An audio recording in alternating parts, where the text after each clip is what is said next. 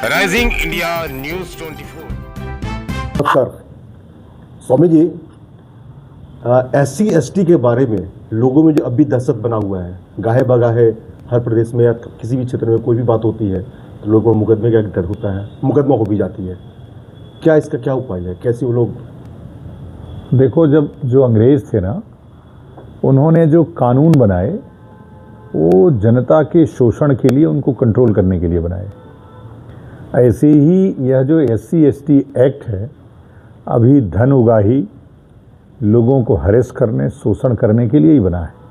और इसलिए ही पूरे देशव्यापी इस समय SC/ST एक्ट के विरोध में अभियान चल रहा है।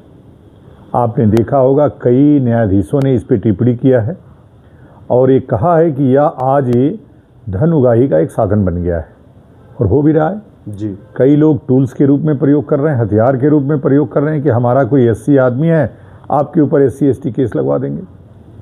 तो इसका डर खत्म हो, ये तभी खत्म होगा जब ये एक्ट खत्म होगा। हम लोगों का अभियान चल रहा है और यह अब SC/ST एक्ट अपनी अंतिम सांसें ले रहा है।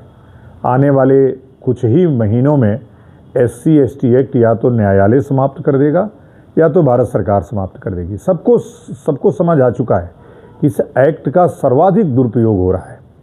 इस एक्ट का, डावरी एक्ट का, महिला उत्पीड़न एक्ट का, यह जितने एक्ट हैं सब समाज में वैमनस्यता लाने, शोषणकारी और धन उगाही का एक साधन है।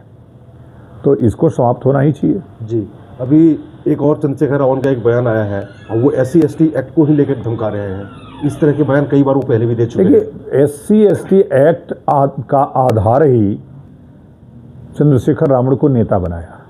अगर SC/ST एक्ट न होता तो चंद्रशेखर रावण को कोई चपरासी भी अपने यहाँ नहीं रखता, इसलिए कि उनकी योग्यता, झोला छाप वकील हैं वो, उनको एक अक्षर वकालत का नहीं आता है। अच्छा। अगर मेरा दावा है संविधान के केवल 10 अनुच्छेद बिना वो देखे बता देंगे तो जो कहेंगे वो मैं हार जाऊंगा। अच्छा, चंद्रशेखर रावण के बारे में जैसे अम्बेडकर झोला छाप वकील थे, एडवोकेट थे, वैसे ही चंद्रशेखर रावण भी झोला छाप वकील है। बस एडवोकेट लिखवाने के लिए इन्होंने कहीं से डिग्री खरीद ली। और ये सब जितने भी इनकी बिरादरी के लोग हैं, वो देखो क्या है, योग्यता जन्मना है। इसीलिए वर्ण व्यवस्था में हम लोग विश्वास करते हैं। ब्राह्मण क्यों इंटेलेक्चुअल है? ब्राह्मण का बच्चा ही क्यों इंटेलेक्चुअल होता है? दलित का बच्चा क्यों नहीं? इतनी बैसाखियां देने के बाद भी आज भी कितने लोग आ रहे हैं, कितनी सीटें खाली रह जा रही हैं, नहीं मिल रहे हैं। 0 नंबर पे प्रोफेसर बनाए जा रहे हैं, माइनस नंबरों पे प्रोफेसर बनाए जा रहे हैं। ये तो कहीं ना कहीं शोषण ही है। देखो, ये शोषण नहीं है, यह देश को बर्बाद करने का एक हथियार है। अब 0 नंबर वाला प्रोफेसर क्या पढ़ाएगा? 0 नंबर वाला डॉक्टर क्या इलाज करेगा? ये जितने दलित हैं सब ब्राह्मण वकील रखते हैं, जितने दलित हैं सब ब्राह्मण डॉक्टर रखते हैं, जितने दलित हैं ब्राह्मण इंजीनियर रखते हैं। ये दलित क्यों नहीं रखते? तो अभी भी, और कहते हैं हम वर्ण व्यवस्था नहीं मानते। संविधान आपको जन्मना शूद्र बना रहा है। हमने आपको अवसर दिया कि आप शूद्र से ब्राह्मण बन सकते हैं, लेकिन आपको वो स्वीकार नहीं हुआ।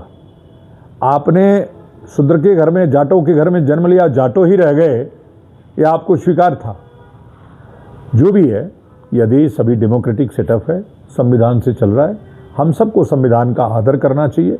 संविधान से देश चलेगा, लेकिन परिवार, समाज सब मनुस्मृति से चलेगी और उसी से चल रही है। मनुस्मृति न रहे तो नैतिकता कहाँ रहेगी? नैतिकता कौन सिखाएगा? कौन सिखाएगा? यत्र नारस्य पूज्यन्ते रमन्ते तत्र देवता, कि कोई सिखाने वाला नहीं है। तो इसलिए देश संविधान से चलेगा और ये जो घर है, समाज है, व्यवस्था है, ये सब मनुस्मृति से चलेगी। मनुस्मृति के खिलाफ भी वो लोग काफी बयान देते हैं। अब देखिए, वो तो जलाया भी जा रहा बार। अब उनकी हैसियत नहीं है, कहीं जला देंगे। मनुस्मृति जलाने वालों को अब अगले साल से जलाया जाएगा। जो मनुस्मृति जलाते हुए पकड़ा गया, उसके शरीर में आग लगा दी जाएगी। एक चीज़ और दिखाया जाता है, खास कर SC/ST में, कागजों में आरक्षण प्राप्त करने के लिए तो वो जो भी जाटव है या जो भी है वो लगाते हैं, और ऐसे नॉर्म के लिए ठाकुर भी लगाते हैं, सिंह भी लगाते हैं, पंडित भी लगा लेते हैं। ये क्या है? ये जन्मना फरेबी हैं, इसीलिए तो शूद्र कहे गए। ये जन्मना फरेबी हैं, झूठे हैं, मक्कार हैं, मांस मदिरा का सेवन करने वाले हैं। तो यह जो भी गुण है, ये सब जन्मना है। कभी सिंह लगा लेंगे, फिर उसी सिंह को गाली देंगे, कभी ब्राह्मण बनने की कोशिश करेंगे। अब जिस पाखंडवाद के खिलाफ अम्बेडकर का अभियान शुरू हुआ, पूरा पाखंड, भीम नाम सत्य है। भाई राम नाम सत्य क्या बुरा था कि भीम नाम सत्य ले आए तुम? वो तो पाखंड है। अगर वो पाखंड था तो तुम्हारा कौन सा खंड हो गया? तो इसलिए यह एक नकलची बिरादर, चूंकि अपना दिमाग तो है नहीं, अपना दिमाग रहेगा तब तो लगाएंगे जी। तो नाम बदल देना है, भीम नाम सत्य है, भीम कथा, फलाना कथा, ढिकाना कथा चल रहा है। तो हम लोगों को, समाज को इससे सावधान रहना चाहिए। और मैं सबको सावधान कर रहा हूँ कि यह जो अभी भीमवाद है, यह इस्लामवाद से भी ज़्यादा गंभीर, ज़्यादा खतरनाक है। इसको, इसकी जड़ें बिल्कुल नष्ट नाबूद कर देना चाहिए। कहीं ना कहीं संविधान में भी कुछ कमियां हैं या सुधार की आवश्यकता है। अगर देखो कमियां न होती तो इन 75 वर्षों में ही केवल 500 संशोधन कैसे हो जाते? संविधान का पहला संशोधन ही हुआ 1951 में, चंपकम दुर्रई राजन बनाम मद्रास सरकार में, तो आरक्षण लागू हुआ। उसके पहले आरक्षण नहीं था। आरक्षण तो 1951 में आया है जी। और उसमें भी जो ब्राह्मण कोटा था और जगहों पे बंद हो गया था, मद्रास में चालू था। चंपकम दुर्रई राजन लड़की थी, उसका एडमिशन मेडिकल कॉलेज में नहीं हुआ। सुप्रीम कोर्ट आ गई। सुप्रीम कोर्ट ने कहा कि अब देश धर्म, मूल, वंश, जात के आधार पर विभिन्नता नहीं कर सकता, इसलिए ये असंवैधानिक है। फिर पेरियार और अंबेडकर ने लोकसभा सदन घेर लिया, नेहरू को घेर लिया।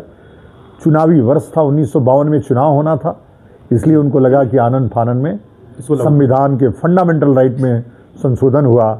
उसमें अनुच्छेद 15(4) और 16(4) जोड़ा गया और इस प्रकार से एससी और एसटी को आरक्षण दिया गया। वो भी तो 10 साल के लिए था ना? नहीं, उसकी कोई लिमिट नहीं है। 10 साल के लिए राजनीतिक आरक्षण दिया गया। राजनीतिक आरक्षण दिया गया। क्या उसमें अगर बदलाव करके और लोगों को आर्थिक रूप से जो कमजोर हैं उनको अगर वो आरक्षण मिले? वो देखो, आरक्षण का उद्देश्य ही था राजनीतिक केवल। ये तो जबरिया इन्होंने सब लागू कर दिया जी। इसमें सुधार होने की आवश्यकता है?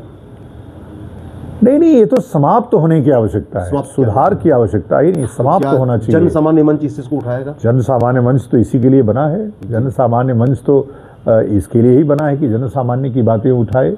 जो यह कुरीतियाँ व्याप्त है, आरक्षण, एससी एसटी और आदि जितने भी हैं, उनको समाप्त किया जाए। धर्म की पुनर्स्थापना किया जाए।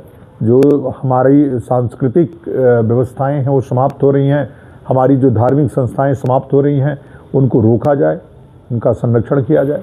बहुत सारी राजनीतिक पार्टियां आपके निशाने पे आ जाएगी। वो तो देखो, मैं तो राजनीतिक व्यक्ति नहीं हूँ, मैं तो धार्मिक व्यक्ति हूँ।